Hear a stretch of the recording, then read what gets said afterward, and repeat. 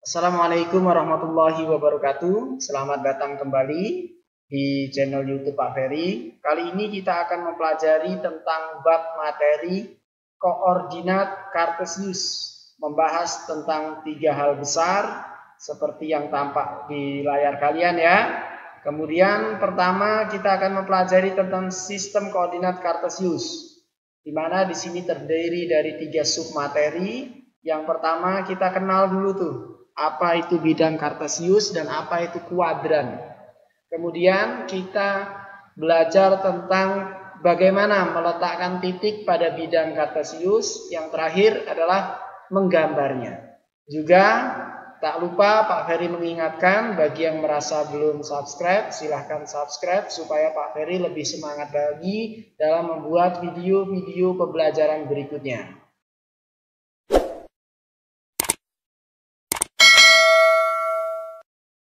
Bidang kartesius dan kuadran.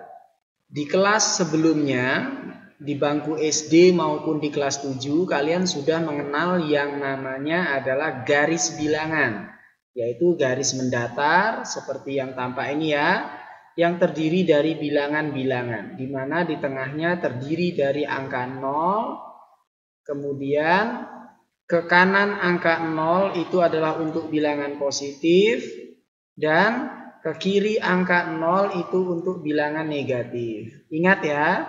Nah, kemudian garis bilangan itu ada juga yang tegak atau vertikal, di mana yang di tengah itu sama, ada angka 0-nya, kemudian ke atas itu untuk bilangan yang positif dan ke bawah untuk bilangan yang negatif. Nah, pada bidang kartesius, sumbu yang mendatar ini kita sebut dengan sumbu X, di mana bilangan-bilangan pada sumbu X ini disebut dengan apsis. Diingat ya.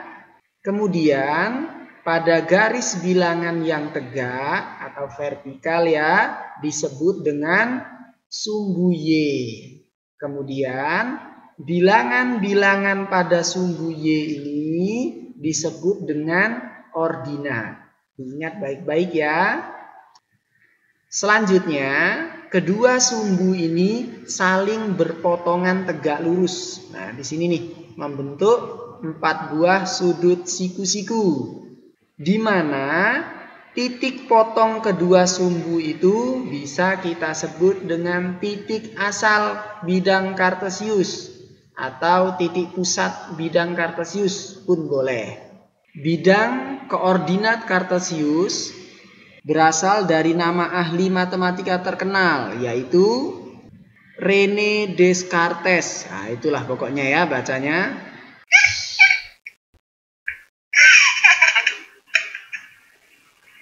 Keistimewaan selanjutnya, selain kedua sumbu ini saling berpotongan tegak lurus, juga membagi bidang koordinat kartesius menjadi 4 bagian, yaitu, nah ini nih 4 bagian yang dimaksud. Bagian-bagian itu disebut dengan kuadran, di mana untuk apsis positif dan ordinat positif itu untuk kuadran 1. Kemudian untuk daerah kuadran 2 itu apsis negatif dan ordinat positif. Selanjutnya untuk daerah kuadran 3 itu apsis negatif dan ordinat negatif. Terakhir untuk daerah kuadran 4 itu untuk apsis positif dan ordinat negatif. Mudah-mudahan bisa kalian pahami ya daerah-daerah kuadran ini. Arahnya yaitu melawan arah jarum jam, yaitu kuadran 1, terus kuadran 2, kuadran 3, kuadran 4. Membuat tikor. Tikor itu titik koordinat pada sistem koordinat kartesius. Jadi kita akan mempelajari tentang bagaimana meletakkan sebuah titik koordinat pada bidang kartesius. Nyambung ya? Penting untuk kalian ketahui bersama, dalam penulisan titik koordinat, aturannya adalah absisnya dulu, baru menyusul ordinatnya. Atau X-nya dulu, baru Y-nya. Nah, ini nggak boleh kebalik. Sampai kebalik, kesimpulan, ya salah. Untuk lebih paham, kita akan ke contoh ya. Contoh pertama, misalkan Pak Ferry punya sebuah titik yang Pak Ferry beri nama titik A. Titik A ini koordinatnya adalah 2,5. Pertanyaannya, letakkan titik A ini pada bidang kartesius ini. Nyambung ya perintahnya? Langkah pertama, kalian harus ingat lagi titik koordinat itu absis, ordinat. Berarti 2 ini adalah nilai X dan 5 ini adalah nilai Y-nya. Kemudian kita perhatikan pada bidangnya, absis 2 itu ada di sini. Dan ordinat 5 itu ada di sini. Sehingga kedua bilangan tersebut bertemu di koordinat ini.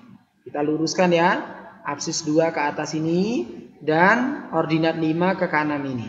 Nah, titik ini kita sebut atau kita kasih nama titik A, yaitu dengan ordinat 2,5. Sebagai tambahan, di kuadran berapakah titik A ini berada pada bidang kartesius? Jawabannya adalah di kuadran 1. Dengan alasan, kalian harus ingat, kuadran 1 itu untuk absis positif dan ordinat positif. Jadi itu alasannya. Tambahan kembali. Pertanyaannya adalah, berapakah jarak titik A terhadap sumbu X? Kita tinggal hitung saja kalau memang dia ada gambarnya. Kita hitung 1, 2, 3, 4, 5. Maka titik A ini berjarak 5 satuan ke atas terhadap sumbu X. Berikutnya, berapakah jarak titik A terhadap sumbu Y? Tinggal kita hitung ya, karena ini ada gambarnya. 1, 2. Maka titik A itu berjarak 2 satuan ke arah kanan terhadap sumbu Y. Nyambung ya? Kalau nggak ada gambarnya gimana Pak Ferry? Nah, ini contohnya nih. Misal Pak Ferry punya titik P. Titik P ini koordinatnya adalah 5,8. Di kuadran berapakah titik P ini berada pada bidang kartesius? Kita lihat aja. Oh, nilai absisnya positif. Nilai ordinatnya positif. Maka kita ingat kuadran berapakah yang demikian? Yaitu kuadran 1. Kemudian, berapakah jarak titik P ini terhadap sumbu X? Jawabannya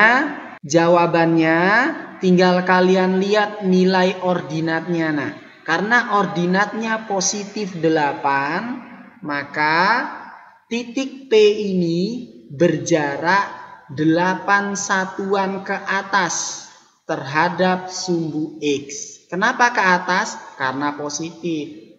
Kalau ke bawah Pak Ferry, berarti dia negatif. Berikutnya, berapakah jarak titik P terhadap sumbu Y? Nah, sumbu Y kurang lebih di sini nih. Jawabannya tinggal lihat absisnya. Absisnya positif 5. Karena dia positif, pasti dia ke arah kanan. Sejauh 5 satuan terhadap sumbu Y. Kita kembali ke jalan yang lurus.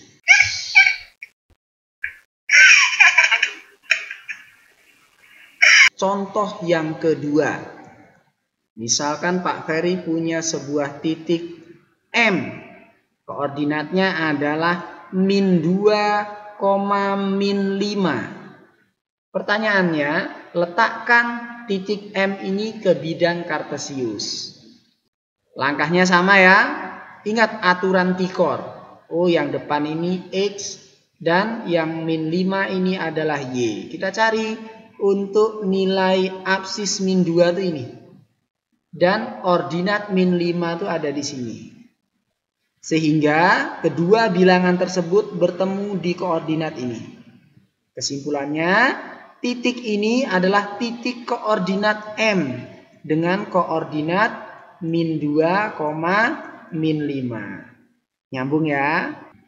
Tambahan, titik M ini berada di kuadran 3. Tahu dari mana Pak Ferry? Nah ini gambarnya jelas-jelas dia ada di kuadran 3. Nah kalau nggak ada gambarnya, tinggal lihat aja nilai absis dan ordinatnya. Oh ini nilai absisnya negatif. Nilai ordinatnya negatif. Maka itu kuadran 3. Diingat baik-baik ya. Lantas, berapakah jarak titik M terhadap sumbu X dan sumbu Y? Caranya seperti tadi. Nah, untuk menentukan jarak terhadap sumbu X, lihat ordinatnya. Karena dia negatif, pasti dia ke bawah. Sejauh berapa? 5 satuan. Jadi kesimpulannya, titik M itu berjarak 5 satuan ke bawah terhadap sumbu X.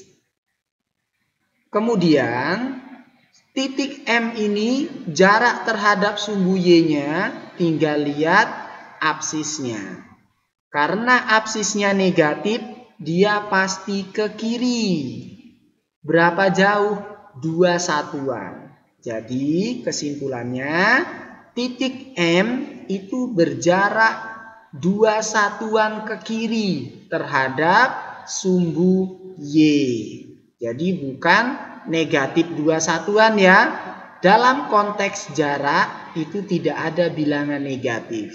Nyambung ya anak ya. Contoh yang terakhir. Misalkan ada sebuah titik Pak Ferry beri nama titik O. Titik O ini terdiri dari koordinat 2,0. Pertanyaannya sama seperti yang sebelumnya. Di manakah letak titik O ini berada pada bidang kartesius? Caranya seperti tadi ya. Di core itu angka pertama itu adalah absis, angka kedua itu adalah ordinat. Kita cari absis 2. Absis 2 ada di sini ya. Kemudian ordinat 0 itu ada di sini. Maka kesimpulannya kedua bilangan itu bertemu di titik sini. Maka titik ini adalah titik O yang terdiri dari koordinat 2,0. Nyambung ya? Di kuadran berapakah titik O berada pada bidang kartesius? Di kuadran berapa ya ini? Kuadran 1 atau kuadran 4? Jawabannya adalah titik O tidak berada di kedua kuadran ini. Yang lebih tepat adalah dia berada di sumbu X yang lebih tepat. Nyambung ya? Demikian penjelasan Pak Ferry tentang sistem koordinat kartesius. Kurang dan lebihnya Pak Ferry mohon maaf. Sampai berjumpa di video-video pembelajaran berikutnya. Assalamualaikum warahmatullahi wabarakatuh.